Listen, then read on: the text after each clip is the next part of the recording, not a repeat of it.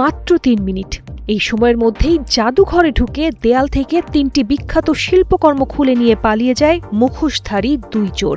গত মার্চে ইতালির পারমার কাছে একটি জাদুঘর থেকে চুরি যাওয়া সেই শিল্পকর্মগুলো এবার উদ্ধার করেছে পুলিশ।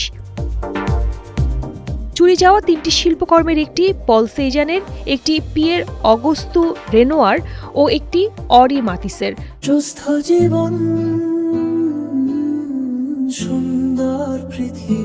গত ২২ থেকে ২৩ মার্চ রাতে জানালা দিয়ে জাদুঘরে ঢোকে চোরেরা। পরে মাত্র কয়েক মিনিটের মধ্যেই দেয়াল থেকে শিল্পকর্মগুলো খুলে নিয়ে বেরিয়ে যায়।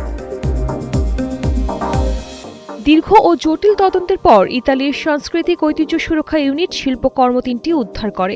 বিশেষজ্ঞদের হিসেবে উদ্ধার হওয়া ৩টি চিত্রকর্মের মোট মূল্য ৯০ লাখ ইউরোর বেশি, বাংলাদেশি মুদ্রায় যা প্রায় ১৩০ কোটি টাকার কাছাকাছি। শালীন সুমি, কালের কণ্ঠ।